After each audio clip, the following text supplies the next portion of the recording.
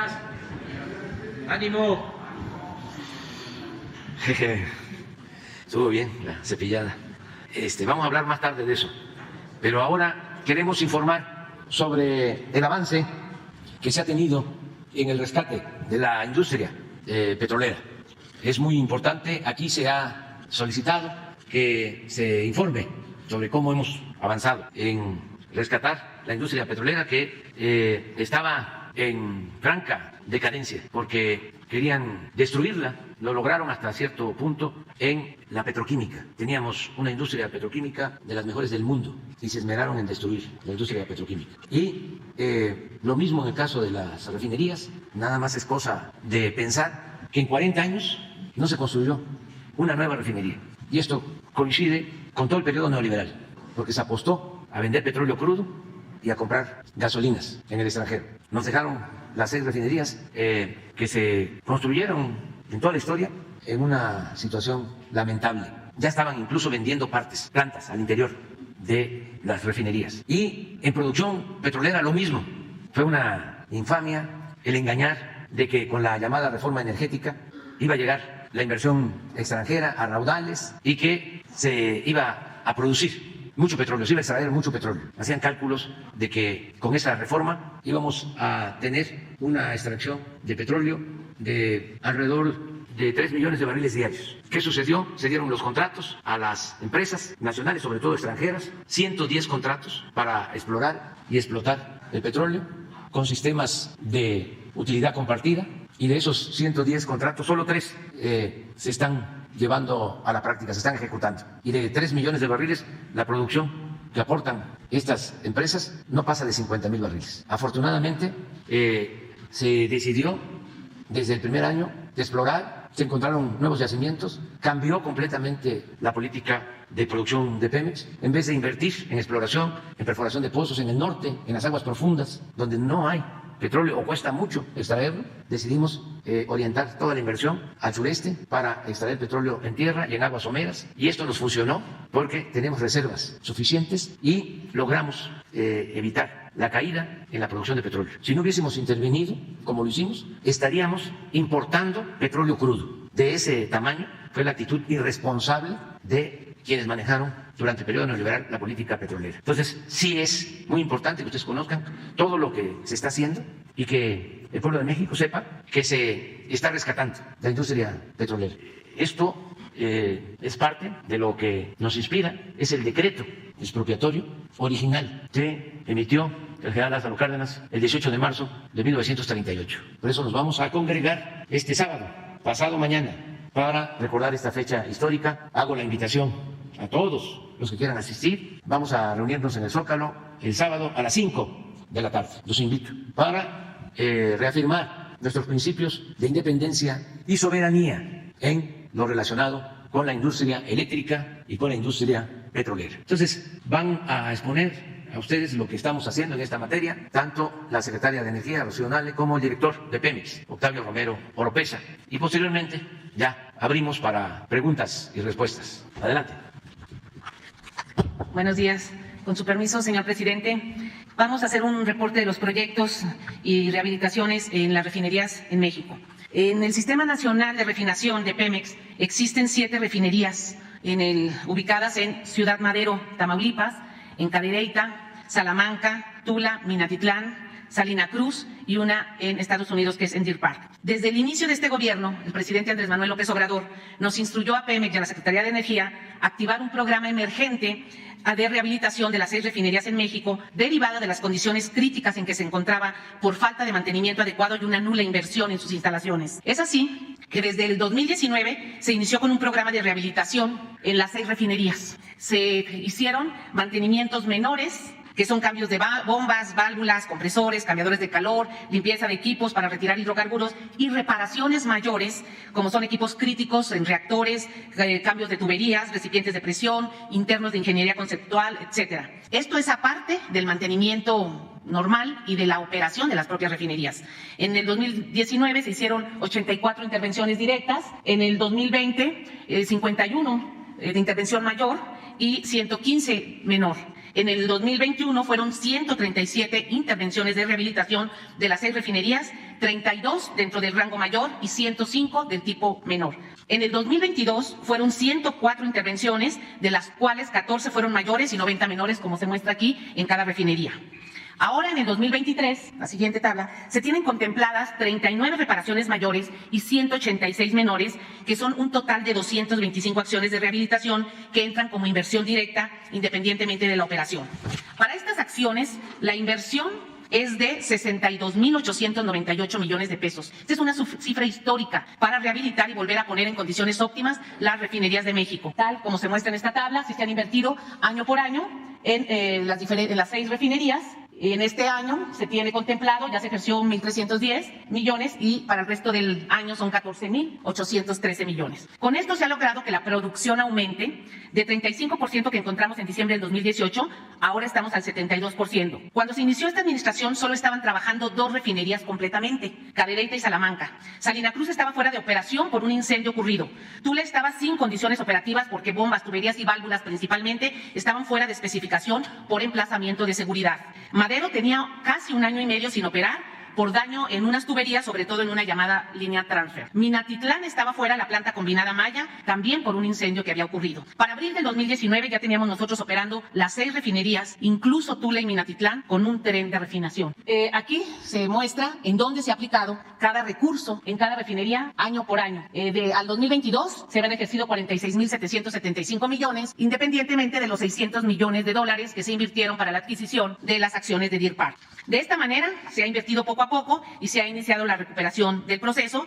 El día de hoy se tiene un proceso de 922,000 barriles por día, equivalente a un 76%. El compromiso es procesar este año 1.200.000 barriles por parte del Sistema Nacional de Refinación, de tal manera que sumando la producción de Deer Park más la entrada en operación de la refinería Olmeca, pues se llegará a la autosuficiencia para el 2024. Pero voy a hablarles de los proyectos de la planta de coquización de Tula.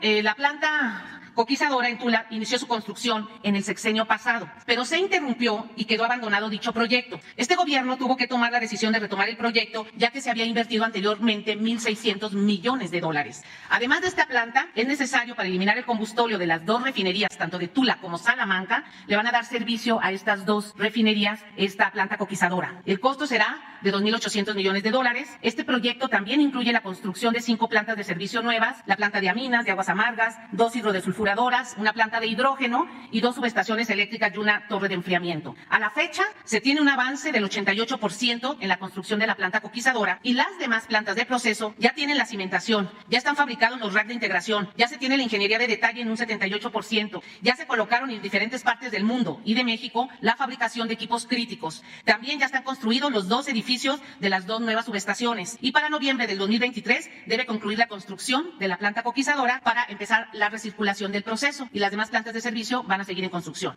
Lo siguiente es Salina Cruz. También aquí tenemos un proyecto. Esta es una imagen de la refinería. Donde están los bloques amarillos son las plantas nuevas que se están haciendo, las plantas coquizadora y las plantas de servicio. Donde están los bloques verdes son servicios auxiliares y la parte naranja son reconfiguraciones que se están haciendo a las plantas para que puedan procesar mayor volumen.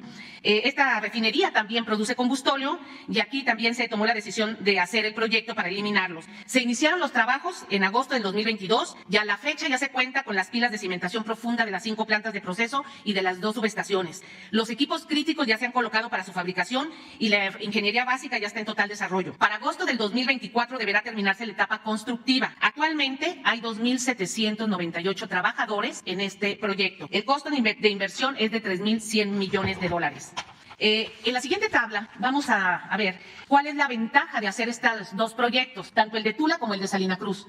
Actualmente, la capacidad para producir gasolina en Tula es de 87,000 barriles de gasolina. Con la planta coquizadora se va a obtener 129,000 barriles. Tiene un aumento del 75% de obtención porque se elimina el combustóleo, que es la materia pesada de la refinería, y se va a procesar para formar diésel y gasolina. Y el de Salina Cruz igual, de 88,000 barriles de gasolina, vamos a pasar a producir 127,000 barriles y esto pues nos va a dar un aumento del 48%, para que en su totalidad aumentemos a 159,000 barriles de diésel y 256,000 barriles de gasolina, lo que nos da una ventaja del 60% de esas 2 refinerías. y son pues ultrabajo azufre. La refinería Olmeca de Dos Bocas, este es un proyecto de construcción, como todos sabemos. Este proyecto inició su construcción en junio del 2019. La construcción de una refinería con 18 plantas de proceso, 90 tanques de almacenamiento, talleres, almacenes, edificios administrativos, laboratorios, cuartos de control, obras externas como gasoductos, acueductos, terminal de reparto, monoboyas, libramiento, entre otras cosas. Terminó la etapa constructiva el 1 de julio del 2022 y actualmente se encuentra ya en el proceso de pruebas, arranque e integración de líneas. El costo del proyecto son $12.600 millones. Actualmente, en este momento en sitio, están laborando 35.886 trabajadores de toda la República. Tiene un contenido nacional del 72% en proveeduría y mano de obra, y ICA, Fluor, Samsung y Techin son las empresas encargadas de los paquetes de construcción. Esta obra ha tenido más de 240,000 empleos directos e indirectos en el país. Va a procesar 340,000 barriles por día y se va a obtener 170,000 barriles de gasolina y 120,000 barriles de diésel ultrabajo azufre por día. El programa es que en julio inicie el arranque del primer tren de refinación, pasan 3 meses para estabilizar ese tren y en septiembre entraría el segundo tren para estabilizar los otros 3 meses. Y para mostrar pues algunos avances, tenemos un video sobre estas grandes obras que ha autorizado el presidente de la República. El crecimiento del país depende de energía confiable, por lo que la autosuficiencia energética es prioridad del Gobierno de México. La dependencia de recursos energéticos del exterior representa vulnerabilidad ante la volatilidad internacional, poniendo en riesgo el desarrollo de la nación. Los gobiernos anteriores limitaron la inversión de capital para el mantenimiento y modernización de las refinerías, reduciendo su capacidad para producir combustibles de alto valor. Esta falta de inversión al Sistema Nacional de Refinación durante administraciones pasadas ocasionó la caída por debajo del 40% de su capacidad productiva, aumentando drásticamente las importaciones de hidrocarburos.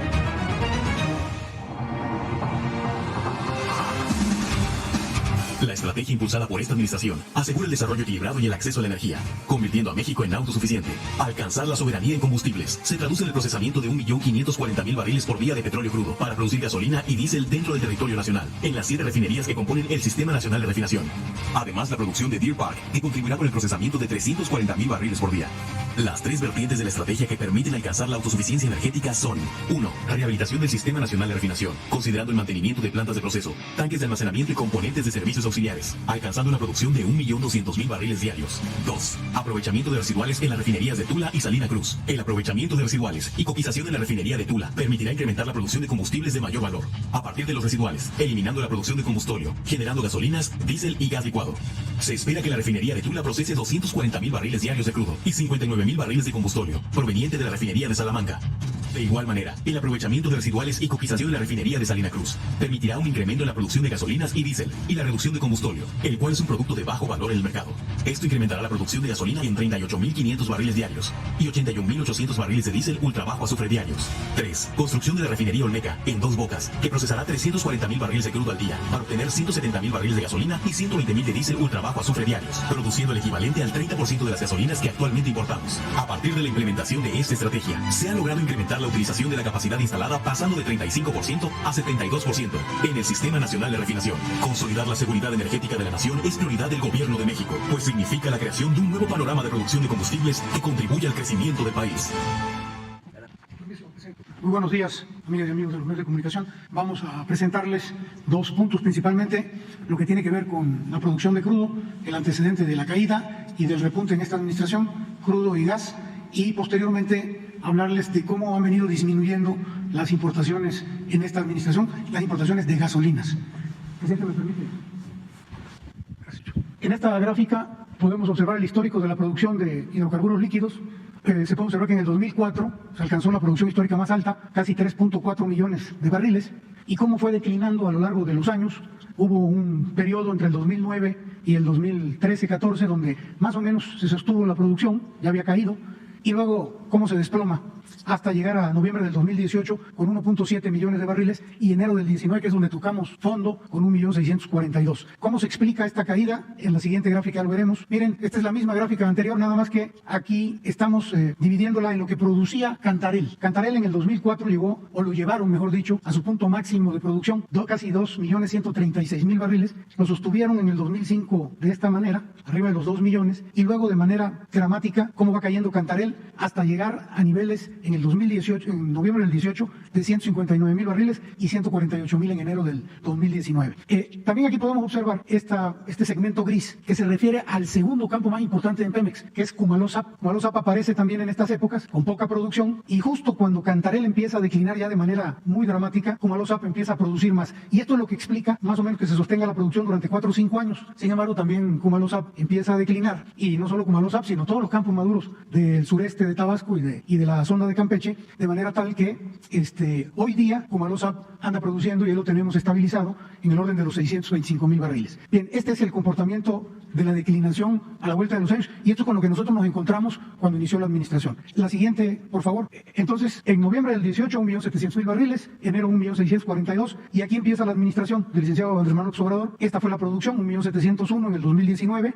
En el 2020, 1.705, pero ustedes observan este recuadro. Este recuadro indica que en el 2020 hubo un acuerdo de la OPEP de disminuir 100,000 barriles de petróleo para nuestro país durante 5 meses aproximadamente. Cuando analizamos esos 100,000, mejor dicho, cuando hacemos el promedio de esos 100,000 a lo largo del año, resultan 38,000 barriles que no produjimos intencionalmente. Si hubiésemos producido esto, hubiésemos llegado a unos 743. Pero bueno, ya en el 2021, 1,756. En el 2022, este es el promedio, 1,785. En lo que llevamos de enero a marzo, este es nuestro promedio, 1.875. Y puntualmente al día de hoy, es la producción de ayer que se reporta hoy, 1.915.000 barriles. ¿Cuál es la meta? Este año, llegar a, en promedio, 1.950, y a finales del 2023 estar alcanzando ya los 2 millones de barriles, que sería la meta que el presidente de la República nos ha indicado en la que debemos de quedarnos, porque ya con estos 2 millones prácticamente estaríamos garantizando la autosuficiencia en nuestro país. La que sigue, por favor. Este histórico es de producción de gas, es lo mismo. Miren, se producían en 2009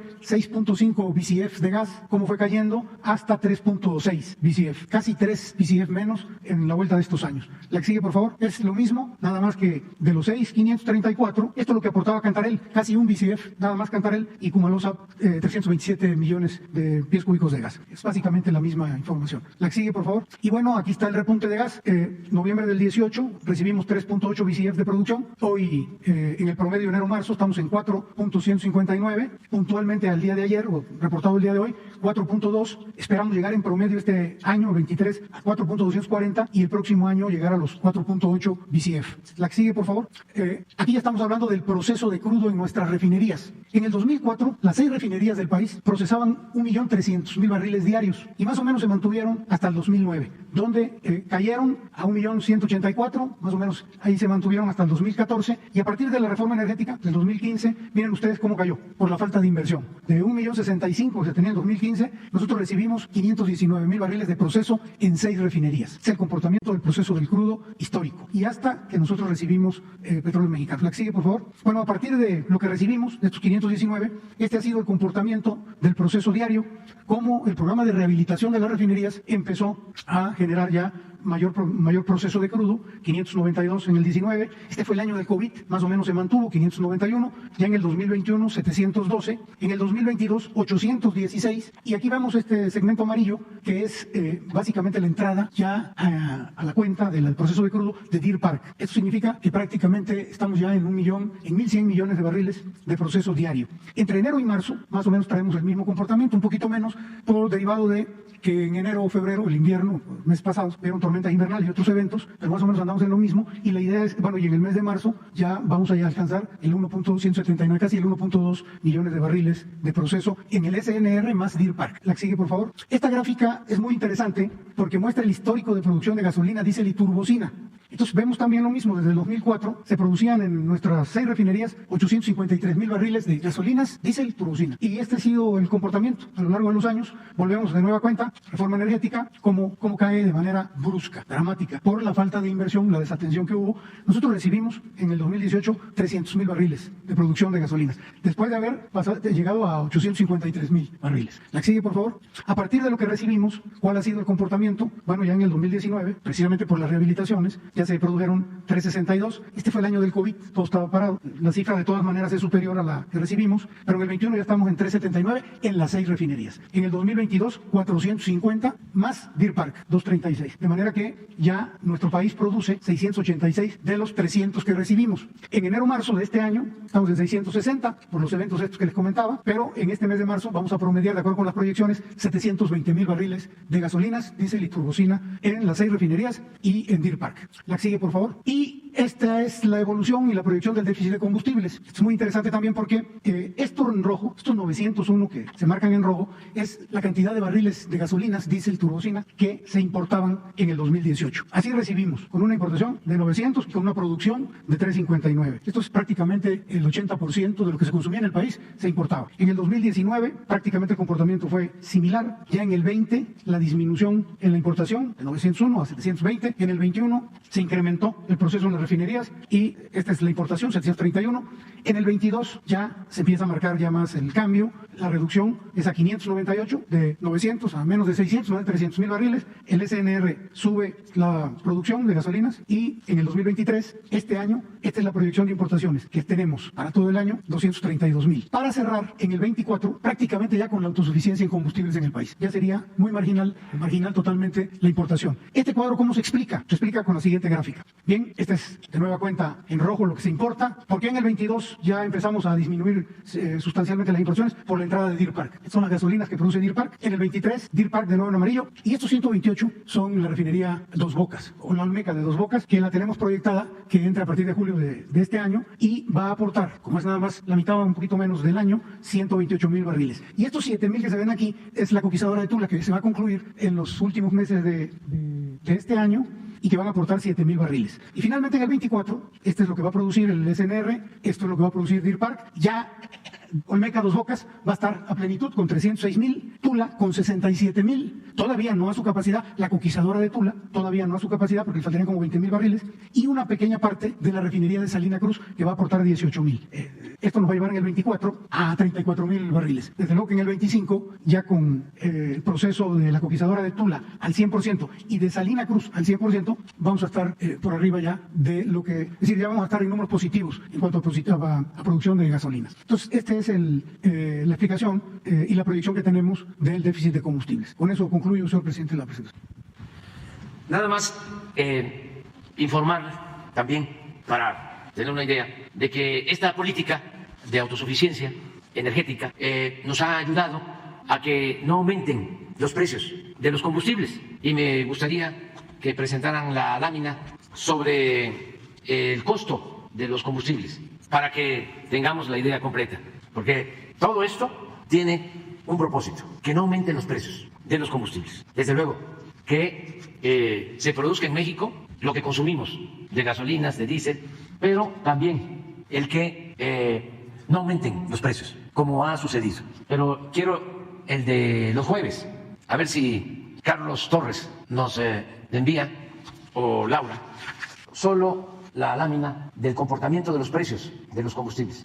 Estos fueron compromisos que hicimos desde la campaña. Dijimos, vamos a dejar de comprar combustibles en el extranjero, porque es, entre otras cosas, un absurdo de que vendamos materia prima y compremos gasolinas. Decía yo, es como vender naranja y comprar jugo de naranja. En eso consistió la política neoliberal. Desde luego, no solo por cuestiones técnicas o por fallas en la proyección, sino porque, aunque parezca increíble, lo que querían era destruir la industria petrolera para privatizar el petróleo, la industria eléctrica, todo. Afortunadamente, el pueblo de México dijo basta y inició un cambio. Y ahí están los resultados. En el caso de la gasolina Magna, en el tiempo de Calderón, aumentó 22.9% el precio. Con Peña Nieto, 42.8% de aumento. Y con nosotros ha habido una disminución de 7.7%. Como decía el general Mújica, hechos, no palabras. A ver si está el diésel. Esta es la premio. 5.7% de aumento con Calderón, 46% de aumento con Peña Nieto. Con nosotros una disminución de 5.6%. Diésel, 49% más con Calderón, 48% más de aumento con Peña Nieto, 7.5 menos con nosotros. Y este es el gas, 1.5 menos con Calderón, 28.9 más con Peña, 13.3% menos con nosotros. Así vamos a la conmemoración del 18 de marzo, el sábado, a las 5 de la tarde. Bueno, antes de pasar a las preguntas, estamos contentos a los que nos gusta el béisbol y yo creo que a todos los que nos gustan los deportes, porque pasó a la final del clásico de béisbol mundial, México, y pasó en primer lugar. Le ganó a Estados Unidos, le ganó a Inglaterra y ayer le ganó a Canadá, 10-3. Y van a la final, ahora va a ser en Miami, van a enfrentar a Puerto Rico, que es un equipo que ayer eliminó nada menos que a República Dominicana. Pero les deseamos lo mejor a los mexicanos, están enrachados. Va a ser, creo que mañana el juego en Miami. Y a ver si vemos un fragmento. Cuarto inning, miren esto. No, ahí nos macanearon, esa no la quiero. Quiero donde están las bases llenas, porque dan una base por bola, se llenan las bases y viene al bat a Rosarena, cubano de origen nacionalizado mexicano. Y miren lo que hace. They were hopeful of getting into the middle of the game. They could give it 3, maybe 4 innings. 2-1 pitches in the air. Shallow right. Casey is there and makes the catch. No. Andrew Alvarez picked up where Felipe Oman left off. Slicing liner, Arozarena on the run. Adrian Martinez in relief of Jose Urquidy. Mexico protecting. Canada's trying to do something they've never done in the World Baseball Classic. They've never advanced. Breaking ball, fly ball, center field, not real deep, and it's going to fall. Base hit. Runner going to third. Throw from Clark. Not in time. It's safe there. Boy, what a good read by Urias, the base runner. And not a great defensive sequence at all for Canada. And they're loaded, and it's Arozarena who's Ahí coming está. up. Ground ball, Casa llena. that's fair. Down the line. Arias scores. Thomas scores. Barnes coming home. He will score. Mexico, 6-2. What a player. We have seen it before at this level in the World Series. Up the middle. That's a base hit. 7-2. And you think these RBI guys Bueno. will play with Reddick? Ya. Muy bien a Rosarena, de las 10 produjo 5 y está muy bien el equipo, muy bien el picheo. Benjamín Gil está dirigiendo de manera perfecta, cambiando los pitchers a tiempo. Es muy bueno el picheo de México y esperemos que nos vaya muy bien. Muy bien. A ver, empezamos contigo. ¿Sí? Aquí, ahí si quieres. Muy buenos días, señor presidente. A usted y a todas las personas aquí presentes. Mi nombre es Daniel Roblesaro, y esto que usted escucha es una voz sintetizada que me ayuda a expresar mis ideas. A mi discapacidad se le conoce como parálisis cerebral severa. A grandes rasgos, no hablo, no camino. Solamente puedo controlar mis ojos, que son como los limones que me dio la vida. Con ellos y algo de tecnología, pues ya la hice. Para no echar tanto choro y por respeto al tiempo de los demás, le tengo 2 preguntas simples y 2 propuestas concretas que, de llevarse a cabo, beneficiarán a miles de personas con discapacidad y sus familias, si me lo permite. Número 1. ¿Conoce usted los tableros de comunicación alternativa? ¿Me permite explicarlos brevemente y plantear mi propuesta? Adelante. Señor Cuevas, le vamos a mostrar al señor la carpeta que tenemos para que lo vea. Gracias. Los tableros de comunicación alternativa y aumentativa son, en palabras sencillas, como un catálogo de imágenes llamadas pictogramas. Y cada pictograma representa una palabra o un concepto. Y son de gran ayuda para personas que por alguna condición de discapacidad o salud no pueden hablar. Por ejemplo, muchos niños con espectro autista señalan con sus manos la imagen que representa lo que quieren expresar. Un adulto mayor que por razones de salud, una embolia, por ejemplo, una cirugía, un traumatismo, no pueda hablar, este puede ser un medio de comunicación con sus seres queridos. Yo señalo con la mirada. Y las palabras se van guardando en una línea de texto que luego se convierte a esta voz por medio de una aplicación en mi celular. Yo creo que pocas cosas son tan terribles para cualquier ser humano pensante y consciente de sí mismo como el no tener acceso a expresar sus ideas y necesidades, desde las más básicas hasta las más complejas. Es importante mencionar que un tablero de comunicación se puede hacer con simples hojas de papel en forma de una libreta como la que le traje de muestra y que imprimí en la papelería. Yo soy afortunado de tener un celular, pero esto puede ser accesible para todas las personas que lo necesiten. Por eso le pido su apoyo para contactar a las máximas autoridades de la Secretaría de Educación y proponer que este tema de los sistemas de comunicación alternativa se incluya en la próxima edición de los libros de texto gratuitos. Sería un importante paso para una educación incluyente. ¿Qué le parece? Y si me permite mi segundo planteamiento. ¿Podemos hablar de los cambiadores? Sí, por favor.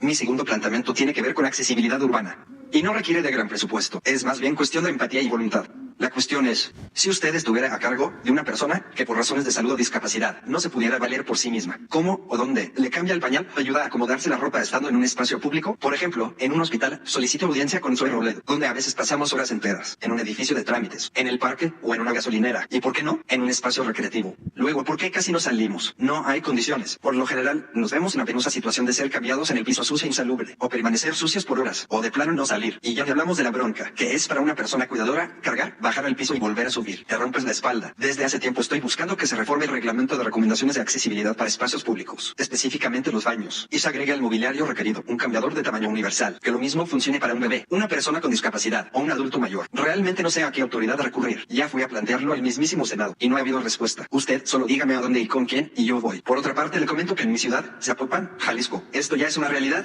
y aquí le traje unas imágenes para que se dé una idea. Me gustaría que esto se extendiera a todo el país. Quiero abonar en la construcción de un país más justo, incluyente y accesible. Y también me gustaría que me permitiera venir algún otro día. Creo que para 10 horas de conferencia semanal, 5 minutos de inclusión serían una excelente idea y no le harían mal a nadie. Quedo al pendiente y muchísimas gracias por darme esta oportunidad.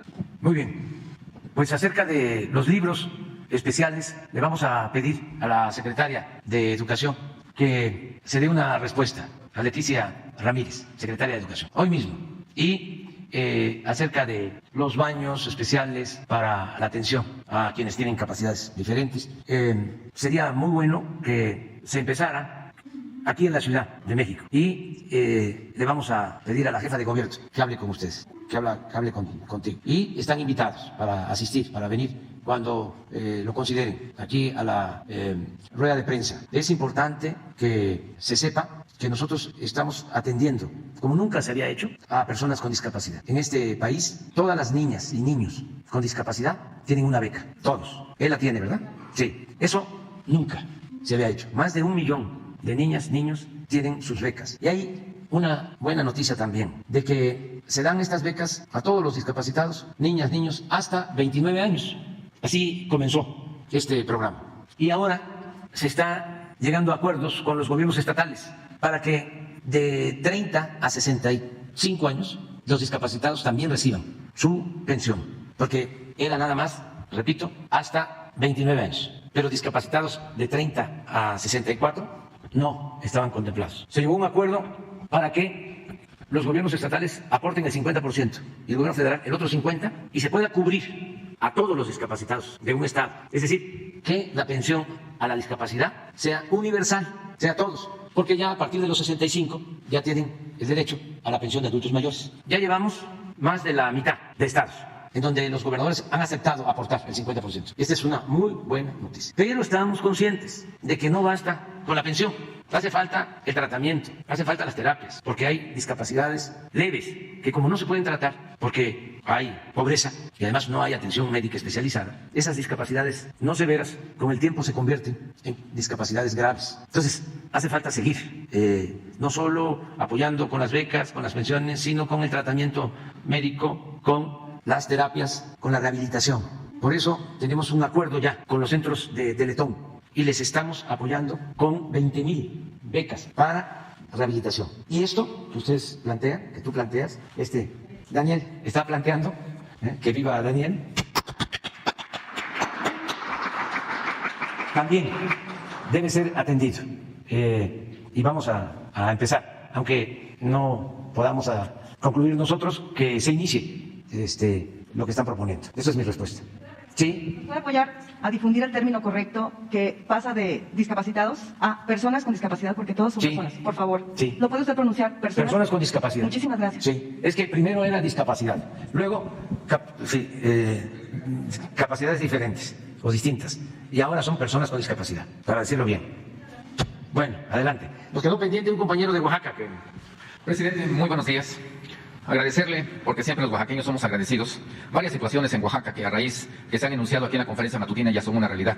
Recuerdo la primera ocasión en el hospital en la heroica ciudad de Tlaxiaco, Oaxaca. Los migrantes también están agradecidos con usted porque ahora ya van a poder votar con cédula migratoria y únicamente con el pasaporte. Eso significará 50 millones de votos de personas que aportan el principal ingreso a la economía mexicana a través de las remesas. Agradecerle también el tema de agencias municipales en el país que ahora ya pueden contar con su RFC, que es una situación trascendente, importante para que ellos puedan obtener recursos de forma directa. Es un proceso, pero es un gran paso el que se ha dado. Agradecerle también la carretera a Tejupan, que le acaba de anunciar el gobernador del estado, Salomón Jara, donde iba a ser una realidad. Tejupan-Cochilahuaca son 19 kilómetros, pero 19 kilómetros que son el acceso de la Mixteca al centro del país y al desarrollo nacional. Después de ahí, estuve desde aquí desde el día martes y creo que es fructífera mi presencia porque quería tocar temas precisamente de salud.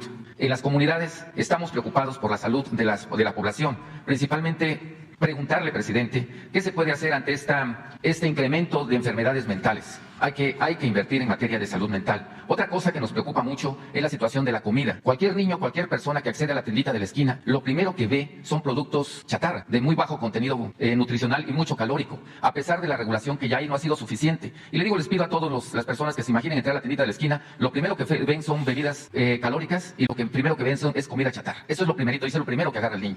Y lo tercero, otra situación que nos preocupa mucho es el agua, presidente. Ríos, lagunas, lagos están o contaminados o están secos. Urge hacer algo en este tema y preguntarle en estos tres aspectos que tienen que ver con salud, ¿qué se puede hacer? ¿Qué se está haciendo, presidente? Bueno, estamos mejorando todo el sistema de salud pública, garantizando el derecho a la salud. Así como dejaron Pemex, así dejaron el sistema de salud. Todo en ruinas. Y se está levantando, se está construyendo el sistema de salud con la estrategia del IMSS Bienestar. Ese hospital de Tlaxiaco que se construyó o se terminó porque estaba en el abandono, pues ese es un reflejo, ¿no?, de lo que recibimos, de esa herencia, ¿no?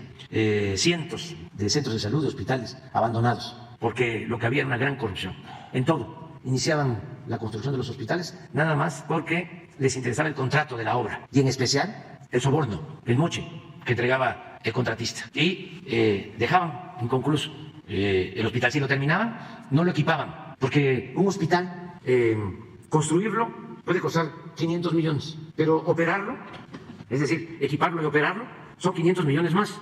Entonces, ellos lo que hacían era la obra civil, si acaso se terminaba. Ahora estamos pues terminando todos esos hospitales inconclusos, centros de salud, los estamos equipando y ya estamos garantizando el abasto de medicamentos, que era otro problema, porque políticos corruptos eran los encargados de vender las medicinas. Se robaban hasta el dinero de las medicinas. Era un monopolio todo lo que tenía que ver con la venta de medicinas. Recuerdo que 5 empresas, ni siquiera laboratorios, distribuidoras vinculadas a políticos, le vendían al gobierno 100.000 millones de pesos al año en medicamentos. Y era una mafia que no permitía que se compraran los medicamentos en el extranjero. Se les tenían que comprar a ellos, muchas veces medicamentos de mala calidad, adulterados. Una red de traficantes de medicinas, vinculados con medios de información. Bueno, eso ya lo estamos resolviendo, ya tenemos abasto para todo este año y para el año próximo. Ya podemos garantizar que no van a faltar los medicamentos. El problema mayor lo tenemos con la falta de médicos y en especial de médicos especialistas. En particular, no se tienen los médicos especialistas que necesita el país. Esa es otra herencia del periodo neoliberal, nefasta, porque querían privatizar la educación y rechazaban a los jóvenes que querían estudiar, con la mentira de que no pasaban el examen de admisión, tanto en el nivel de licenciatura como en el nivel de posgrado o de especialización. Entonces, el resultado, igual que acá, se tenía que comprar el 80% de la gasolina que consumíamos. En el caso de los médicos, no se tienen todavía los médicos en el país que necesitamos. Más si se trata de especialistas que tienen que ir a trabajar a los hospitales del medio rural, de los pueblos más apartados. Entonces estamos formando médicos, estamos ampliando las becas para especialistas y estamos también contratando médicos del extranjero. Y ya llevamos como 15 estados de los 32, donde este martes se informó, ya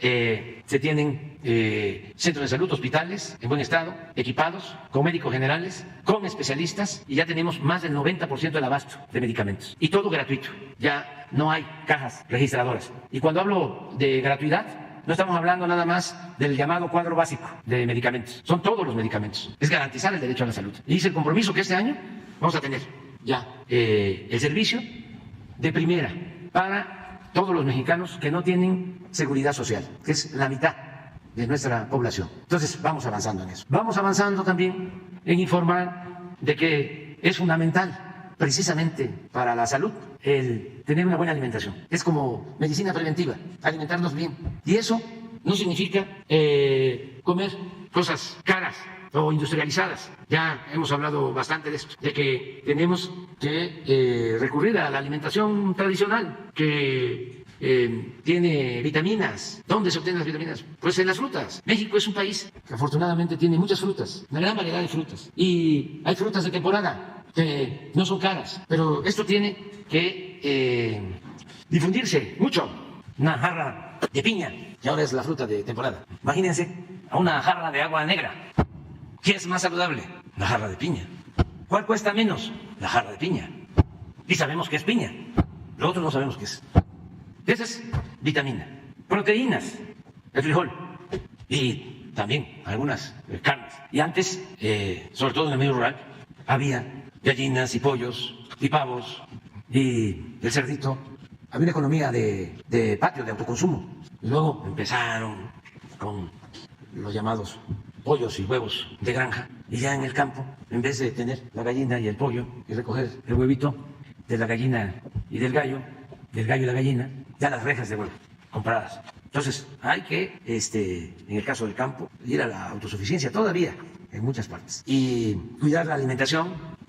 Y en el caso de los carbohidratos, nosotros tenemos el maíz, que es una planta bendita, que se da en todos lados, que se da en las costas, se da en los valles, se da en la sierra, en el frío, en el calor, en el sur, en el centro, en el norte. Sin maíz no hay país. Nada más estamos cuidando que no sea transgénico. Eso no les gusta a algunos, pero ahí les van a ir entendiendo de que necesitamos una buena alimentación. Y no a los productos chatarras, no solo porque tienen mucha sal, mucho azúcar, muchos químicos, conservadores. No solo eso, son carísimos. Una bolsita de papas, imagínense lo que cuesta. Si se compra la papa y se hace en casa, es más barata, mucho más barata, más sana. No se llena de sal, de aceite. Entonces, lo mismo en el caso de las bebidas o refrescos. Es lamentable que por la publicidad se consuma tanto refresco embotellado, habiendo tantas frutas, y pozol, y muchas otras bebidas. Chilate, imagínense. Y pinole, tascalate. Ay, Natalí. Aquí Jesús tiene una campaña, tenemos una campaña de orientación nutricional. Eso me lo planteaba cada vez que nos veíamos. Ríos, él tenía ese propósito de que se orientara para no comer productos chatarra. Él hablaba mucho de la nutrición. ¿Se acuerdan de lo que decía? La panza es primero. Bueno, y hay que seguir limpiando los cuerpos de agua, ríos, arroyos, lagunas, cuidar nuestros recursos naturales. Pronto va a haber una iniciativa en ese sentido. Vamos a tomar una decisión para el cuidado del agua. Estamos trabajando en eso. Señor presidente, informarle que en Oaxaca se ha avanzado con el nuevo gobierno de Salomón Jara en muchos aspectos. Lamentablemente estamos viviendo una ola de violencia, hay muchos homicidios, muchos feminicidios, creo que va por ahí la ronda de 35, 36. Recientemente se desató nuevamente un conflicto entre Tlaxiaco y San Miguel el Grande, donde tal vez se necesite la intervención del gobierno federal, porque ya que hay acusaciones históricas de ambas partes, hay desplazados, hay casas quemadas y todo lo que implica un conflicto agrario y principalmente daños psicológicos a niños y a personas de la tercera edad. Solicitarle, presidente, en tema de salud, emulando la situación deportiva, que es preventiva también. La otra ocasión tuve la oportunidad de pedirle, de solicitarle apoyo para 3 jóvenes que compitieron en Tailandia. Afortunadamente, gracias a su intervención, pudieron ir y lograr su sueño. No solamente son ellos, es todos los jóvenes de Santa María Coquila que practican el deporte del atletismo y requieren áreas ya acondicionadas, lo hacen en el campo. También en Tlaxiaco, ahí está el Deportivo Luis Vega, que requiere su rehabilitación, es histórico para el fútbol en Tlaxiaco. También un rastro en Oaxaca para ver la calidad de la carne, presidente. Y pues por último, pues que siga usted viendo el hospital de Tlaxiaco. Usted lo había dicho que era un modelo junto con el de Nayarit, y pues lo que usted ha dicho, no, tal vez por falta de médicos, pues faltan todavía especialistas, hay medicamentos que aún no se tienen, y ver qué va a pasar con las antiguas instalaciones que se puedan utilizar. Pero bueno, mi segunda pregunta, el día de ayer tuve la oportunidad de ver una entrevista con Daniel Becker, un banquero que está en la Convención Nacional Bancaria, que está en Mérida, y a pesar de que la persona que lo estaba entrevistando insistía en que él pudiera decir que la economía estaba mal, esta persona, Daniel Becker, aseguró que se ha tenido un buen tratamiento de la economía.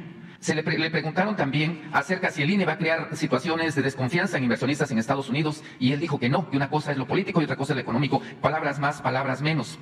Luego le insistía el entrevistador, que dice que cuando a Estados Unidos le da gripa, a México le da pulmonía, lo que descartó esta persona, le digo, lo voy a repetir, Daniel Becker, descartó esta situación y dijo que puso de referencia en la pasada crisis de los bancos en Estados Unidos, y dijo que a México prácticamente no le pasó nada. Yo le quiero preguntar su opinión respecto, no sé si tuvo usted la oportunidad de ver esta entrevista, pero si no, la opinión me pareció muy acertada, a pesar de la tendencia de preguntas tendenciosas que realizó Carlos Loret de Mola, exactamente. A pesar de ello, pues los banqueros tienen confianza en su gobierno. Sí, está bien la economía, y para que tengan nota, les puedo decir que ahora no es como en los tiempos del neoliberalismo, que en efecto, ¿no?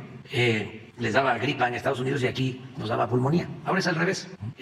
Allá pueden quebrar los bancos, como está sucediendo, y aquí no pasa nada, o pasan cosas buenas. Voy hoy a la inauguración de la Convención Bancaria y les puedo decir que el año pasado fue el año en que más utilidades obtuvo la banca de nuestro país, alrededor de 250,000 millones de pesos de utilidades. Entonces, pues no pueden decir que está mal la economía. Está mal a lo mejor para Loret, porque ya no recibe el chayote que recibía. Ya no tiene la influencia, ¿no?, que tenía antes. Y para otros. Pero realmente los empresarios, los banqueros, los hombres de negocio saben que están bien las finanzas públicas, que está creciendo la economía. Y lo más importante es que así como están obteniendo utilidades los banqueros, los empresarios de México, así también se están beneficiando los trabajadores. Es récord el salario promedio de los trabajadores inscritos al Seguro Social. Son dos récords.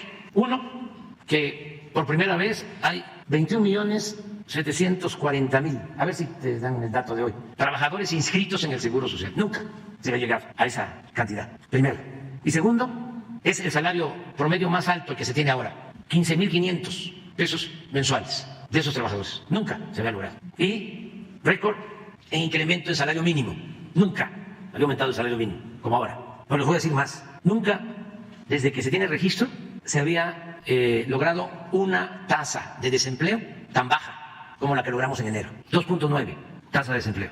Al grado de que nos faltan obreros calificados. Nos faltan fierreros, que son los artesanos de la construcción. Nos faltan soldadores, muchos soldadores. Ahora estamos viendo la forma de controlar, regular lo de las visas temporales para trabajar en Estados Unidos, porque se están llevando fierreros, soldadores que necesitamos para nuestra industria de la construcción. O sea, estamos bien.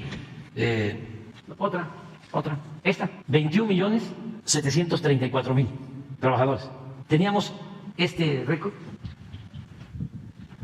21,724, así es, ¿verdad? Ah, no, sí, es que este es noviembre, octubre. Y aquí cayó, empezó a caer, bueno, aquí, marzo. A ver la gráfica, sí. Es que para que en diciembre se nos cayó porque son los trabajadores que se contratan de manera eventual. Es esta. Este es noviembre, mire, 21,717. Y aquí en diciembre, que ya se cae porque despiden temporalmente para no pagar prestaciones. Ya hemos corregido esto bastante, pero sigue el famoso outsourcing. Y aquí empezó a subir de nuevo. Y ahora está, 14 es ayer, ¿no? 21,734, máximo histórico. Entonces, vamos bien en la economía, y el peso resistiendo, porque hubo quiebras de 2 bancos en Estados Unidos y sí tuvo un efecto en todo el mercado mundial, pero el peso está, yo diría que estable. Seguimos sin devaluación del peso. Esto no sucedía pues como en 50 años y ahí vamos muy bien. Adelante. Sí, nada más mi última pregunta. Esto precisamente del peso decía que era una responsabilidad del manejo bien de la macroeconomía, de los datos. Concretamente dijo, no tenemos un gran dinamismo económico, pero la macroeconomía se ha manejado responsablemente. Mi última pregunta, presidente. La próxima semana estará usted en Oaxaca. Va a llegar hasta donde tenemos información John Kerry. Van sobre todo hasta donde lo que usted nos ha dicho al Istmo de Tehuantepec. Sin en cambio en Oaxaca siempre hemos anhelado por el desarrollo, que no nos quedemos atrás las demás regiones del Estado y que podamos pues tener también inversión productiva en las demás regiones del Estado de Oaxaca. Pero concretamente preguntarle, presidente, su actividad y si va a llegar John Kerry, si van a llegar los legisladores americanos y cuál será su agenda. Bueno, vamos a recibir legisladores en Veracruz. Van a llegar legisladores de Estados Unidos el domingo 19. Vamos a tener una reunión en Veracruz, Puerto. Se van a tratar varios temas. Vamos a tratar el tema migratorio, el tratado, seguridad, básicamente. O sea, vamos a tratar varios temas con ellos. Vienen senadores y representantes. Vienen alrededor de 10 o 12 senadores. Vamos a tener esta reunión. Van a estar medios de información abierta en San Juan de Ulúa. Esto es el día domingo. Yo tengo que salir de ahí a Salina Cruz, pero ya voy a la supervisión de la refinería. Bueno, hoy voy a estar en la refinería de Madero, porque voy a todas las refinerías cada 2 o 3 meses a ver esto, de que se avance en los programas de rehabilitación de las plantas para lograr el propósito de la autosuficiencia energética. Me acompaña Octavio y Rocío. Son 2 servidores públicos de primera. Me ayudan mucho, con convicciones, profesionales, trabajadores y honestos. No son ratas, no son corruptos, pues, para decirlo más suave. Porque ya ven cómo estaba el sector energético, ¿no? Era una corrupción terrible, tremenda. ¿Se acuerdan que decían que el charrito de Pemex, que estaba zambito, cada vez se ponía más zambo de tanto aguantar la corrupción. Y ahora ya está Silcher, derechito. Ya no está Sam. Y nos están ayudando mucho ellos. Entonces vamos a estar hoy en Madero, vamos a la refinería de Madero. Y yo de ahí voy a la inauguración de la Convención Nacional Bancaria, a Mérida. Y llego a dormir a Villahermosa, porque mañana vamos a tener la reunión de seguridad en Villahermosa y la conferencia de prensa en Villahermosa, en Tabasco. Y luego vamos a la refinería de Dos Bocas a evaluar. Y luego en la tarde a la refinería de Minatitlán a evaluar. Y ya me regreso mañana en la tarde para estar el sábado en el Zócalo. El domingo vamos, les decía, a Veracruz con los legisladores de Estados Unidos a tener esta reunión, este intercambio. Yo de Veracruz voy a Salina Cruz, a la refinería. No, solo a la evaluación de la refinería y de ahí a Tuxtla a dormir. Porque el lunes vamos a hacer la reunión de seguridad en Tuxtla Gutiérrez, Chiapas. La conferencia en Tuxtla Gutiérrez, Chiapas. Y tenemos una reunión para ver avances de las sucursales de los bancos del bienestar, del Banco del Bienestar, con todos los servidores públicos que están a cargo de la construcción, los ingenieros militares de las sucursales de los bancos del bienestar en Chiapas, los encargados de la operación de los bancos del bienestar. Vamos a evaluar. Y de ahí, esto es el lunes, vamos a Oaxaca, también llegando a Oaxaca en la tarde, de lunes, reunión para evaluar lo de el avance de las sucursales del Banco del Bienestar, que son más de 200 las sucursales del Banco del Bienestar en Oaxaca, igual que Chiapas, muchas. Ya, bueno, en todo el país va a ser el banco más grande, con más sucursales, alrededor de 3,000 sucursales, hasta en las comunidades más apartadas, para dispersar todos los fondos que por derecho le corresponden a la gente, las pensiones, las becas, todo, a través de las sucursales del Banco del Bienestar. Entonces, ya dormimos en Oaxaca. El martes, que es 21 de marzo, también la reunión de seguridad en Oaxaca, la rueda de prensa en Oaxaca, y nos vamos, a Guelatao a hacer un homenaje al mejor presidente que ha habido en la historia de nuestro país, Benito Juárez Garza. Entonces me va a acompañar John Kerry a Guelatao y regresamos a Oaxaca y tenemos una reunión sobre energías renovables en Oaxaca. Y ya nos regresamos para acá. ¿Mande?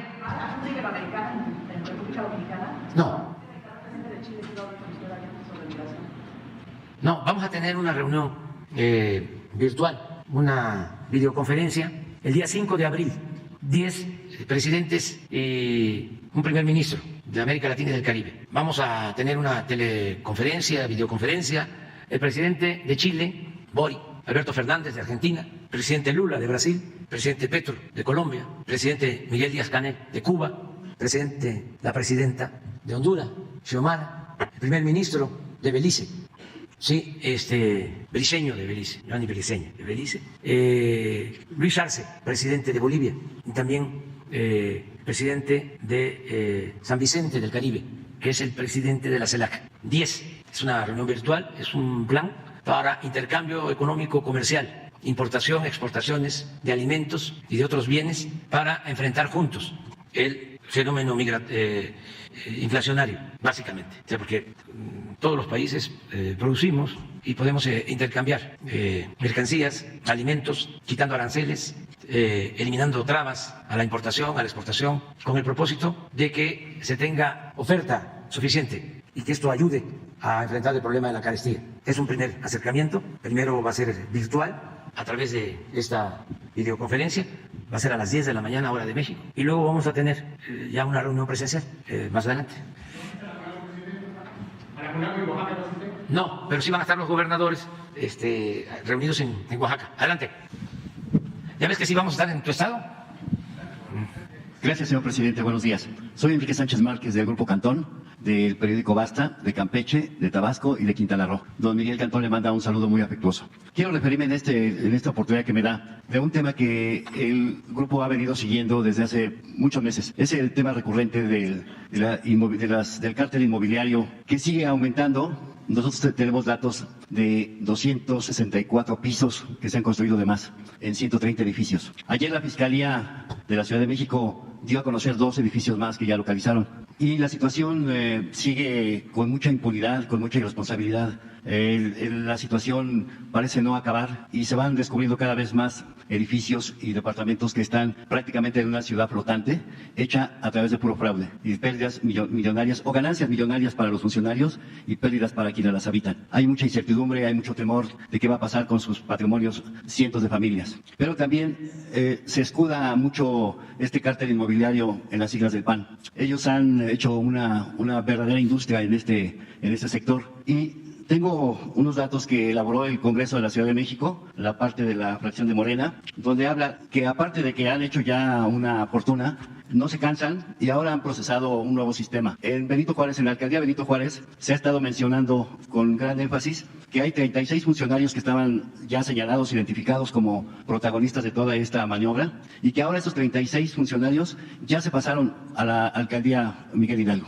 Hay nombres, hay fechas, hay cargos, hay sueldos de todo de todos los que participan en esto, pero ahora ya están hablando de que se acabó la corrupción en la alcaldía Benito Juárez, pero ya se mudó, se están mudando, ya están con plazas en la alcaldía, en la Miguel Hidalgo. Perdón, la anterior era Benito Juárez. Yo le quiero preguntar, señor presidente, ¿qué hay que hacer? ¿Qué va a pasar? Porque la gente ya está cansada de toda esta situación. Adicionalmente, hay un problema social creciente que se está dando en varias alcaldías. Ya la gente está dando una respuesta propia, muy personal, muy directa, haciendo mesas de consulta para ver si pueden retirar de los cargos a los alcaldes. No solamente se da con alcaldes de la Alianza PAN, PRI y PRD, también hay de Morena. Se han estado estableciendo mesas en Xochimilco con el alcalde Carlos Acosta, se han estado estableciendo mesas de consulta en Gustavo Amadero contra el alcalde Francisco Chigui, en Benito Juárez con Taboada, en Miguel Hidalgo con Tabe, y están también formadas ahí Alfa González de Tlalpan y Berenice Hernández de Tláhuac. Hay una reacción de la sociedad ante el mal ejercicio de los gobernantes. Le quiero solicitar a usted un argumento, una explicación. ¿Qué va a pasar con la ciudad frente a todo este tipo de malos funcionarios, pero que se escudan en las siglas partidistas para mantener la impunidad y ejercer su trabajo con enorme irresponsabilidad? Bueno, hay dos cosas. Primero, que ya hay más información sobre actos de corrupción en todo el país. Antes se ocultaba la corrupción, se protegía a corruptos. Los medios de información tienen mucha responsabilidad sobre eso. Por eso, la subvención, la compra de conciencias, no todos desde luego, pero había muy poca demanda, muy poca denuncia de funcionarios corruptos. Esto de Benito Juárez es nuevo. ¿Cuánto tiempo ha estado el PAN ahí? ¿Y cuánta corrupción? Y la gente desinformada, manipulada, votando por ellos. Podían poner a cualquiera y ganaban. Y desde luego manejando a sus anchas el gobierno delegacional y sacando provecho personal, robando, y no pasaba nada. Ahora ya es distinto. Ya están saliendo las cosas, todos estos permisos entregados a cambio de sobornos, el negocio del manejo del suelo, del uso del suelo en la Ciudad de México siempre ha estado vinculado con la corrupción. La gran novela La región más transparente de Carlos Fuentes trata eso, de cómo un revolucionario del norte llega a la Ciudad de México y establece relaciones de complicidad con gobernantes y empieza a recibir información privilegiada acerca de dónde se iban a construir las grandes avenidas y empieza a comprar terrenos donde sabía que iban a fraccionar y empieza a enriquecerse y luego se convierte en banquero.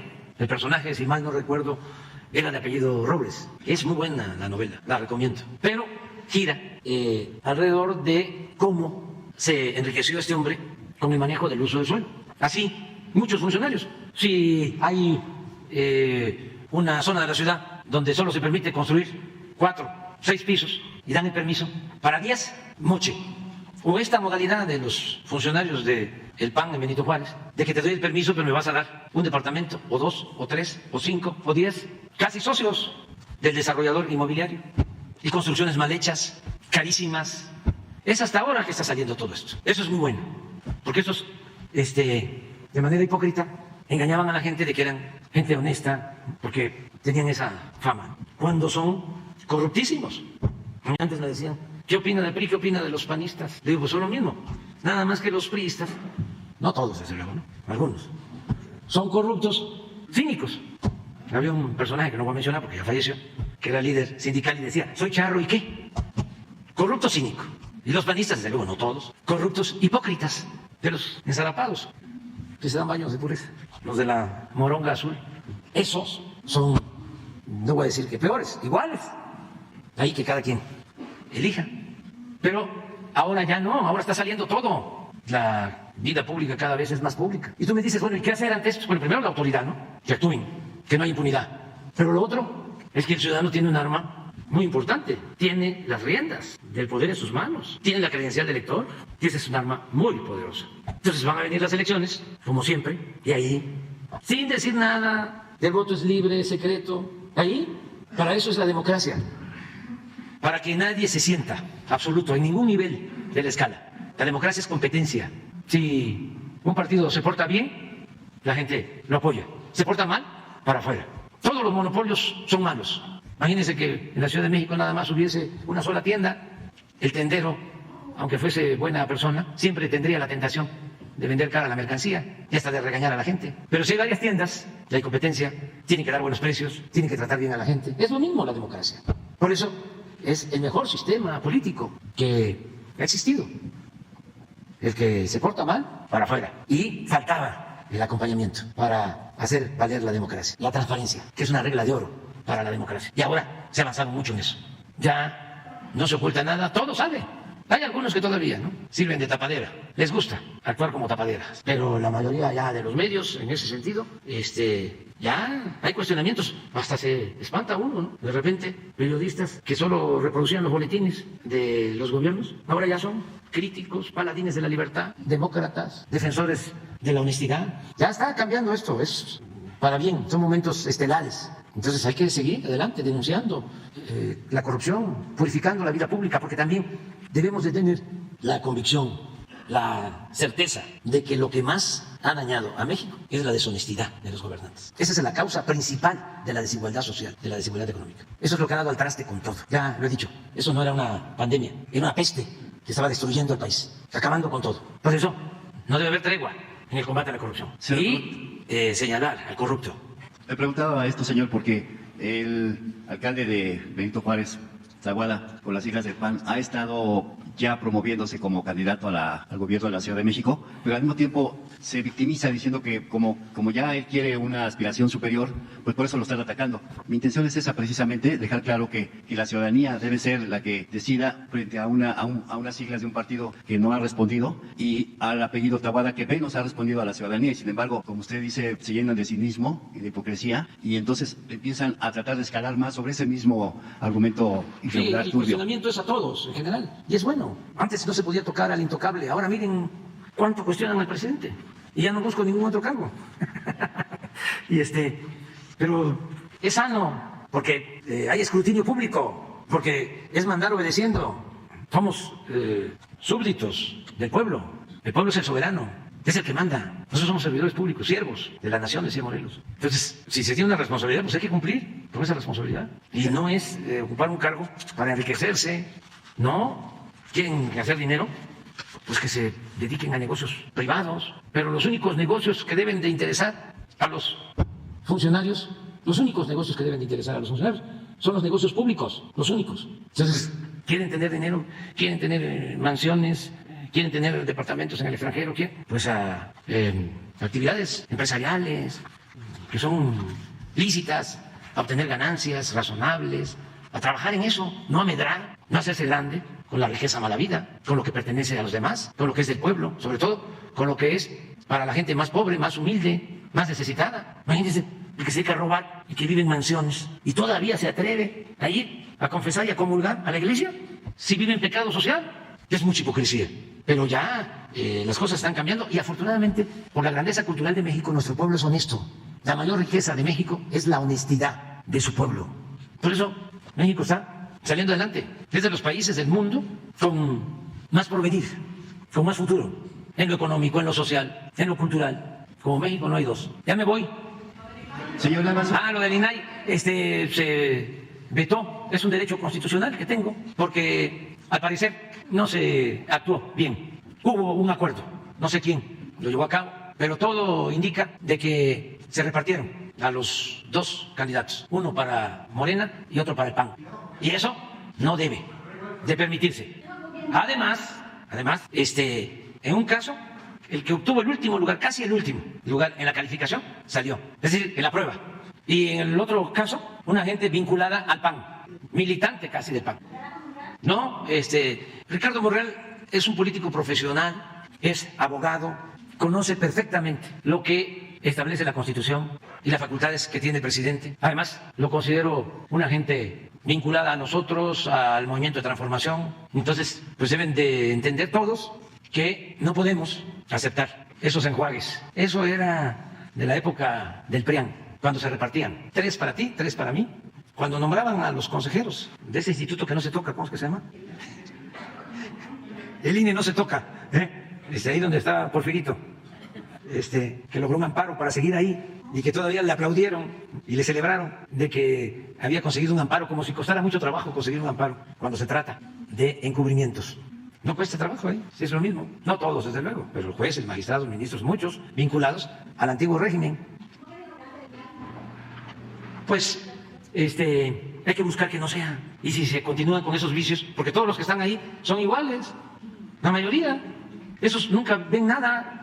¿Qué transparencia puede haber si apenas habían creado el INAI y declararon en la época de Fox que no iban a dar a conocer los nombres de las empresas, de los bancos, de los llamados hombres de negocio que no pagaban impuestos y mantuvieron oculto todo ese listado de los que no pagaron impuestos y les condonaron los impuestos? Ese mismo organismo fue el que ordenó que se mantuviese en secreto todo lo que había hecho Odebrecht en los fraudes de Pemex. ¿Qué han visto los del INAI de la corrupción que imperaba? ¿Acaso se dieron cuenta de los negocios de García Luna, de los contratos que recibieron García Luna y sus socios por $700 millones? ¿Hubo algo del INAI, de la transparencia sobre el tema? Ellos fueron los que dieron a conocer que el PAN le había entregado más de $1 millón al PAN, a García Luna. ¿Fueron ellos? ¿Qué cosa es lo que han hecho? A ver, díganme de alguna cosa que se acuerden. ¿Cuántos años llevan? A ver, empezaron con Fox, 23 años. Díganme de una denuncia de corrupción, una, que se acuerden. ¿Saben cuánto cuesta el INAI? Cerca de $1,000 millones al año. Estamos hablando que si se gastan $1,000 millones del dinero del presupuesto, que es dinero del pueblo, nada más para simular, para tapadera, para pantalla. No, ya quienes vengan detrás, pero ya es el extremo, ya sería el colmo que yo siga haciéndome como que no veo nada y que sigan llegando gentes que no tienen principios, que no tienen ideales, que lo que están es cobrando un sueldo elevadísimo. ¿Cuánto gana uno del INAI? A ver, es que es interesante. Es que antes muchos de ustedes, no muchos, pocos, muy pocos, no informaban y la gente no sabía. Y por eso son importantes las mañaneras, porque aquí se informa. ¿Ustedes creen que la gente que nos está viendo sepa de esto que vamos a dar a conocer ahorita? ¿De cuánto gana un funcionario del INAI? Sí, ¿y cuánto es su presupuesto anual? Ahí debe estar. No, en general, no puedo convertirme en cómplice. No puedo establecer relaciones de complicidad con nadie. Y además, de aquí salió un compañero de ustedes. A ver, ¿dónde está? Ah, ya está. Tú fuiste, ¿no? El que lo planteaste, ¿no? Lo del INAI, lo del nombramiento. De aquí salió. A ver, ¿quién fue? Ah, tú. Ahí está. Entonces, ¿estás satisfecho o no? Digo, bueno. No, ni advertencia, ni mucho menos amenaza. Es sencillamente cero corrupción, cero impunidad, nada de negociaciones en lo oscurito. Porque sin duda que hubo un acuerdo. Digo, ¿cómo va a ser? Te doy a ti uno y tú me das otro. En general, para todos. Si son gentes que no pasan la prueba. Que no pasan la prueba. O sea, que si son gentes deshonestas, es de dominio público, o gentes que están vinculadas, militantes de partido, y lo impide la ley, ¿no? No, si pasan el examen mejor. Ya les expliqué, una vez me tocó decidir sobre otro organismo de estos, el IFETEL, o algo así, y me presentaron a una persona, sí, y apenas le iba yo a mandar al Senado, y me llega información de que estaba vinculado a uno de los grupos que ahora se llaman preponderantes, que se supone que el IFETEL es para que no haya grupos preponderantes, que son monopolios, pues todo el eufemismo es preponderante, ¿no? Para no decir monopolio. Es cuando se dice irregularidad, para no decir corrupción. Ah, pues así está. Bueno, y les termino de contar, y me llega de que, entonces le digo a quien estaba de consejero, oye, búscate de la lista de el que haya sacado mejor calificación. Si no conozco a nadie, pues el que haya sacado mejor calificación, ese voy a mandar. Y lo mandé, y salió. Y entonces hasta se sorprendió porque ya era la segunda vez que participaba y había sacado primer lugar, pero como no tenía agarraderas, influencias, no entraba. Pero miren esta, 982 millones al año, 1.000 millones de presupuesto y 106,000 neto, más pagos extraordinarios por 36,000 pesos a los comisionados del instituto. O sea, ganan más que yo, los consejeros. ¿Y cuáles son los pagos extraordinarios? Saben que hay una partida que se llama desgaste. Desgaste. Pero bueno, ¿cómo? Ah, sí. Están haciendo un papel de primera, ¿sí? Y Benjamín está manejando muy bien. Tuve la oportunidad de verlo hace como 2 meses. Jugamos, fíjense, el equipo de nosotros, donde yo juego, de veteranos, es de arriba de 60. Yo soy de los más veteranos de los veteranos, porque ya voy para 70, pero sí es de 60 para arriba. Y el Seguro Social tiene un equipo, pero nos quieren ganar siempre. Y invitaron a Benjamín, que no tiene 60, Benjamín, tiene menos, y jugó primera, y él era muy buen shortstop. Y luego traen a Vini Castilla, que ese debe tener como 55, Vini, a jugar tercera base. Y luego al Borrego Sandoval, shortstop, que ese está chamaco todavía, 50, ¿sí? Traen a Teodoro Higuera, que se pillaba a los Yankees. Traen a Chito Ríos, el mejor pitcher, el que tiene el récord de más ponchados en Liga Mexicana. Traen a Toro Valenzuela. Sí, nada más Teodoro, Chito y Fernando, caballos, ¿no? No, Fernando es mejor en toda la historia del béisbol. Bueno, y en segundo lugar está también Beto. No, yo creo que Espino, de los bateadores, más que él no quiso estar en Grandes Ligas. Y Beto Ávila también, bueno, pero el mejor sin duda, Fernando. Traen a Matías Carrillo, al Coyote, tremendo pelotero, Matías, porque ese está cumpliendo 60, pero juega como si tuviese 30, porque es deportista completo, ese corre todos los días, hace ejercicio, se estira, va al gimnasio, me sacó una rola, estaba jugándole atrás, estaba jugando primera, entonces sacó un cepillazo, agarré la bola y corrí a tocar la primera y me ganó, me llegó 6. Pero no solo eso, en ese juego se robó la tercera de Matías. Y luego Daniel Fernández, también del Salón de la Fama, Daniel, ese le hice una travesura, llegué a tercera, no me pregunten cómo llegué, llegué a tercera y salí un fly al center y salí en pis y corre y llegué a home y dice el Borrego Sandoval, dígale que está mucho. No, pero son de primera todos ellos, todos. Que me da muchísimo gusto que ya va a estar el nuevo estadio de béisbol, sí, el centenario. Se rehabilitó el estadio de Campeche, el estadio de béisbol de los Tigres de Quintana Roo, que lo tiene precisamente Fernando Valenzuela, que está en Cancún. Se está rehabilitando, construyendo el estadio de béisbol de Veracruz. Estamos también, ya voy a dar la noticia, porque me lo pidió Mauricio Vila, gobernador de Yucatán. Vamos a rehabilitar el Kukulcán, el estadio de béisbol de Mérida, que ya está decaído. También voy a aprovechar para decir que vamos a construir de nuevo con los ingenieros militares el hospital Orán de Mérida, Yucatán. También lo planteó el gobernador y lo vamos a hacer. Terminando el Parque La Plancha que estamos haciendo con los ingenieros militares, se pasa a el hospital, que es de los mejores en cuanto a servicio para la gente pobre en Yucatán. Bueno, ya me sacaste nota. Bueno, a ver. Gracias, señor presidente. Soy José Antonio Morales, de Grupo CIR. El planteamiento es una tragedia que está viviendo una familia en Chiapas, porque hace 5 semanas, ya más de un mes, su niño de nombre Damián perdió la vida. Él estaba en una guardería.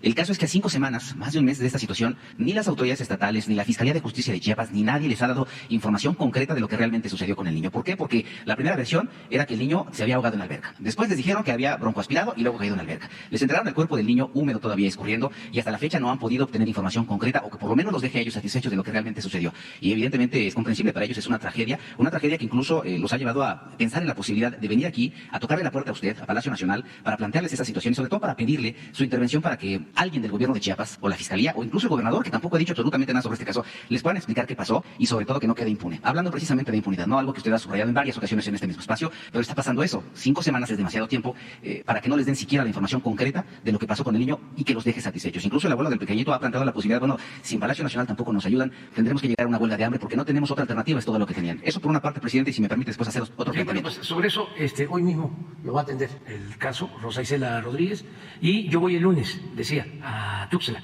a ver si pueden estar allá, en la reunión que vamos a tener.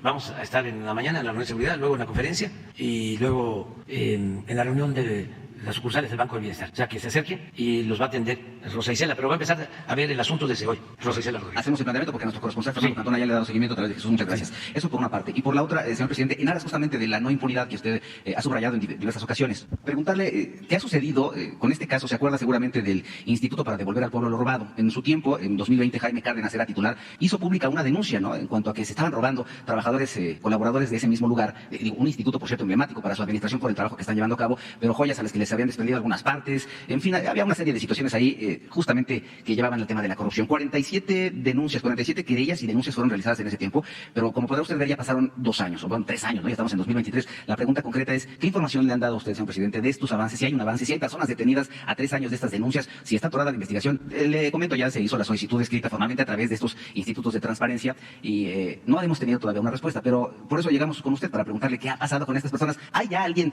sentenciado? ¿Hay alguien detenido? ¿Hay alguien como responsable? Primero hay que ver lo de las denuncias, porque el licenciado Jaime Cárdenas se fue así de repente y empezó a declarar y a denunciar cuando estaba llegando. Creo yo que actuó más con propósitos políticos, o sea, que no actuó con seriedad. Ese es mi punto de vista. Pero no sé si presentó denuncias. Sí las presentó. Entonces vamos a buscar que se informe. Le comento, yo ¿Cuál es? con él, lo busqué y me dijo, ya no me notifican a mí porque ya no estoy en ese lugar. Sí. Y tiene razón, ya no tendrían por qué notificarle, le tendría que notificar, en todo caso de los avances de la investigación, a quien esté como titular de ese instituto, a la Función Pública o incluso a la Fiscalía General de la República, que tenemos claro que es independiente, ¿no? Pero ¿qué se sabe de esas denuncias? Bueno, vamos a ver, si hay la denuncia, te informamos. ¿Sí? ¿Con quién podría yo verlo? Con Jesús. Con mucho gusto. Con Jesús. Nosotros no permitimos la corrupción de nadie. Es cero corrupción, cero impunidad. No somos iguales, pues. Yo creo que Jaime se equivocó en eso. ¿Sí? Entonces, por cuestiones políticas, él se le hizo fácil decir, me voy, porque pues, aquí hay mucha corrupción. No somos lo mismo. Se equivocó.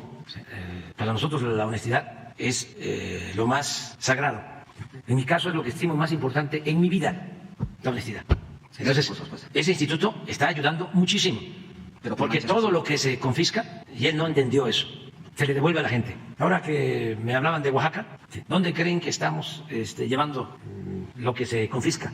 Lo mal habido. Están en la Mixteca ahorita, ¿no? A la Mixteca oaxaqueña. Y se llevan tianguis con ropa y con mercancías, de todo lo que se obtiene. Y es un instituto importantísimo. Se llama Instituto para Devolverle al Pueblo lo Robado. Entonces, vamos a informar. Y no se acepta corrupción de nadie. Miren lo de Segalmex. Me dio tristeza, porque los conservadores siempre han estado en contra de que haya una empresa comercializadora. Estuvieron en contra siempre de la CONASUPO.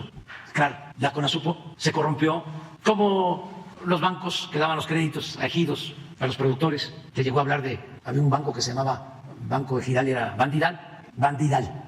¿Sí? Y eso le sirvió a los neoliberales para acabar con todo el apoyo al campo y para que no hubieran precios de garantía, que no se le comprara a buen precio a los productores. Entonces la corrupción les ayudó a los conservadores para decir, ahí está, eso no sirve. Entonces, ahora iniciamos con lo de Segalmex con el propósito de fijar precios de garantía para que el productor vea compensado su esfuerzo. Y llega a Diconsa y a estas instituciones, llega un grupo que propone Ignacio Ovalle, una gente buena desde mi particular punto de vista, que lo engañan, pero a los que recomienda, puro priista, de malas mañas, acostumbrados a robar, y los mete y empiezan a hacer negocios, a comprar leche, a comprar maíz, pagando precios elevados, y se descubre de que hay corrupción.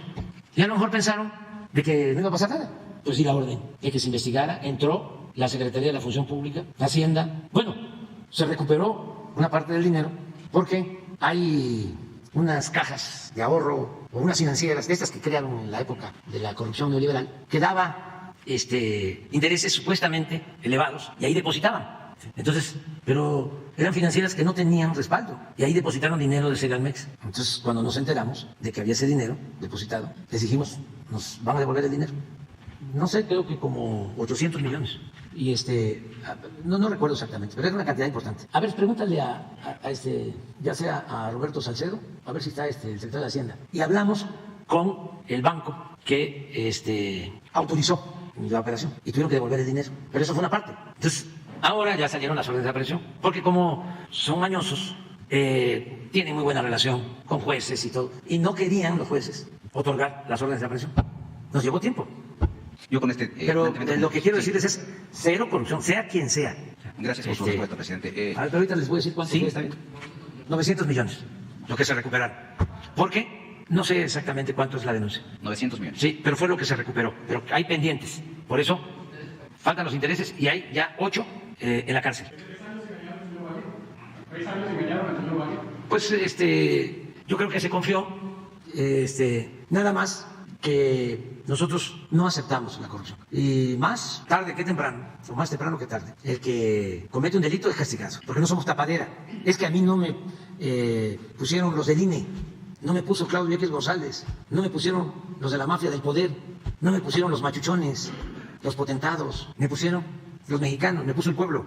Eso es lo importante de la democracia, de la verdadera democracia. Por eso es muy distinto la democracia de la oligarquía. Lo que había antes no era democracia, era oligarquía, con la pantalla de democracia. La oligarquía es el poder de las minorías, es el poder de los ricos. La democracia es el poder del pueblo. Por eso son las diferencias de fondo que tenemos. Porque los que se disfrazan de demócratas, pues no lo son, en realidad.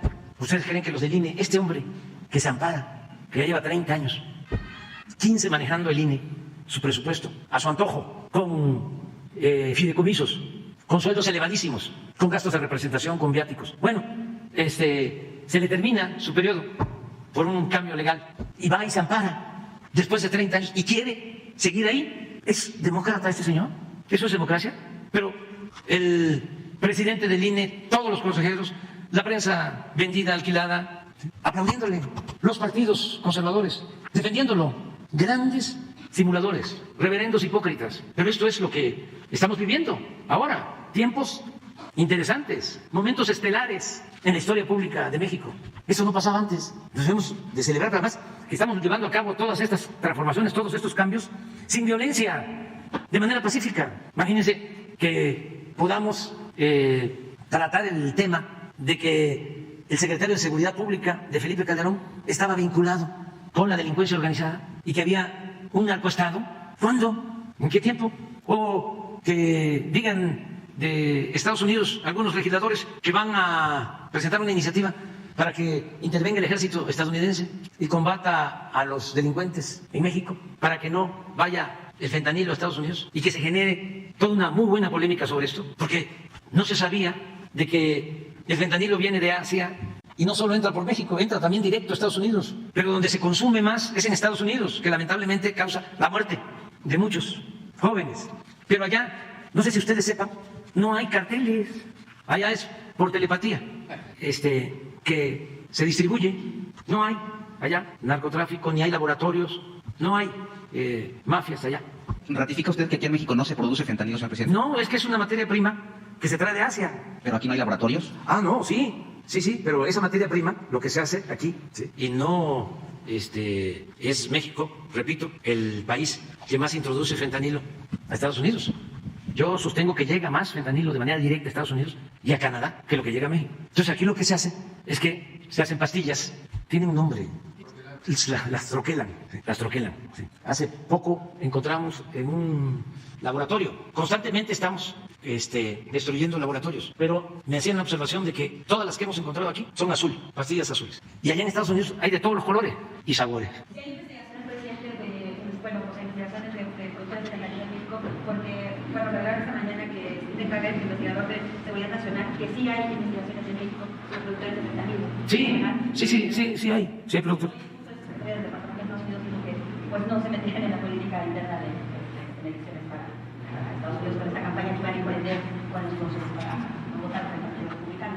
¿Cuál es su No, pues, mi opinión es que nosotros vamos a seguir cooperando, ayudando a que no llegue el fentanilo a Estados Unidos, ni que llegue a México. Tan es así que estoy planteando que los médicos, los científicos, de manera seria, no los que están en contra de nosotros, médicos que están en contra de nosotros, científicos también que están en contra de nosotros, muy conservadores, que cuando planteamos a ver si puede haber un analgésico, que haya un analgésico que pueda sustituir el fentanilo para prohibirlo.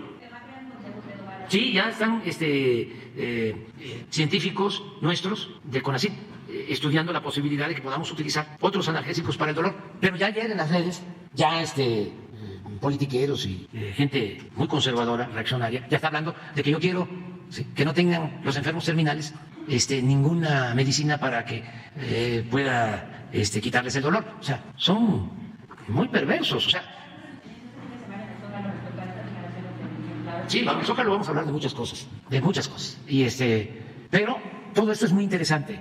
Ayer hablaba yo de algo que debemos de tener muy presentes. Primero es mejorar las condiciones de vida y de trabajo de nuestro pueblo. Lo primero, atender a los jóvenes, que haya buenos salarios, que haya empleos, que haya bienestar. Eso es lo primero. Lo segundo, fortalecer valores culturales, morales, espirituales, porque nosotros tenemos una gran reserva de valores, porque México se fundó hace miles de años y aquí se asentaron culturas, grandes civilizaciones, y nosotros heredamos eso. Por ejemplo, la fraternidad en las familias. Eso es muy mexicano y viene de lejos, es muy profundo, viene del México profundo. El que la familia se ayude mutuamente. Si no fuese por la fraternidad familiar de México, esto sería convertido en un infierno. A nosotros nos ayuda mucho eso. Le va mal a un miembro de la familia y acuden en su apoyo otros. Hablaba yo de la costumbre de que nuestros hijos están en la casa. A diferencia de otros países, con todo respeto, en Estados Unidos apenas van creciendo los hijos y ya, que huequen el ala. Les decía yo de hace 15 días, 20 días, un reportaje, y el que lo contaba también, periodista estadounidense, lo veía de manera normal, de que unos padres fueron a denunciar a su hijo porque ya tenía 30 años y no se iba de la casa. Y el juez les dio la razón y lo sacaron. Eso es muy raro que se dé en nuestro país. No estoy negando nada o cuestionando nada, estoy describiendo lo que son nuestras costumbres, nuestras tradiciones. Nosotros no quisiéramos que nuestros hijos se fueran de la casa, por eso abusan, ¿no? Y se quedan más tiempo. Pero eso es parte de lo de nosotros. ¿Qué está pasando en el caso de Estados Unidos? Yo, conocedor de la realidad social, que he vivido en comunidades indígenas, que conozco al pueblo desde abajo, que he recogido sus sentimientos, que me formé así, con la gente, con el pueblo. ¿Qué siento? Pues que hay desatención a los jóvenes, que... No. Es muy bueno que esto se debata. ¿Qué es lo que yo pienso? Que el que recurre a la droga es porque está insatisfecho, porque es infeliz, porque está solo, porque le falta amor, le falta apapacho. Entonces, ¿qué respetuosamente les recomendaría? Que mantengan a sus hijos más tiempo en sus casas y que el gobierno les dé a los padres un apoyo, que no se tengan que salir a los 18 años, que terminen la carrera y que ya una vez que tengan estudio, que ya los padres queden en libertad, pero que se cuide a los jóvenes, se atienda a los jóvenes. Aquí, que decía Narro, que eran niños los jóvenes, ni estudian ni trabajan, y nunca hicieron nada por los jóvenes. Lo que nos ha protegido a nosotros de que no tengamos consumo excesivo de drogas son nuestras tradiciones, nuestras culturas, nuestras familias, la vida comunitaria, el que no hay tanta desintegración de las familias, a pesar de que con la política neoliberal, individualista, egoísta y por necesidad también, se rompieron muchas familias. Pero a nosotros nos protege eso, las culturas nos han protegido siempre, nos han salvado siempre. Entonces es fortalecer valores para que no aumente el consumo, porque si hay demanda, hay violencia. O sea, no solo son los que pierden la vida por sobredosis, sino que por ese mercado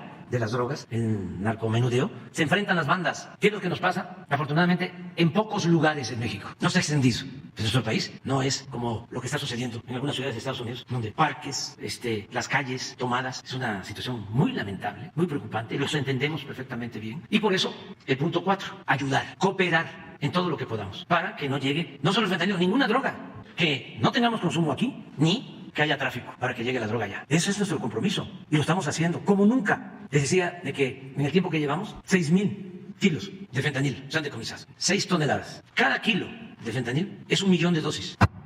Y nos hemos aplicado, la Marina está a cargo de los puertos, el Ejército a cargo de las aduanas. Por eso es muy irresponsable de estos legisladores que con propósitos propagandísticos, porque realmente es preocupante lo que está sucediendo en Estados Unidos, porque están perdiendo la vida muchos jóvenes por el fentanilo, pero es muy canallesco el utilizar eso para decir la culpa es de México y de manera muy irresponsable decir si no se alinean ustedes, si no se someten a las agencias del gobierno de Estados Unidos, vamos a presentar una iniciativa para que el Ejército de Estados Unidos intervenga y enfrente a las bandas de delincuentes en México. Eso es una falta de respeto a nuestra soberanía. Además, es muy hipócrita, eso es politiquero, eso es para ganar votos, muy corriente, muy chafa. Lo que demuestran es que son políticos, si se les puede llamar políticos, menores, sin ideales, sin principios, sin ética y acostumbrados a ver la vida la paja en el ojo ajeno y no la viga en el propio. Porque ¿qué cosa es lo que han hecho ellos por los jóvenes de su país? ¿Qué han hecho para enfrentar a las bandas? ¿Qué han hecho para que funcionen de manera eficaz, con rectitud, con integridad, las agencias del gobierno de Estados Unidos encargadas de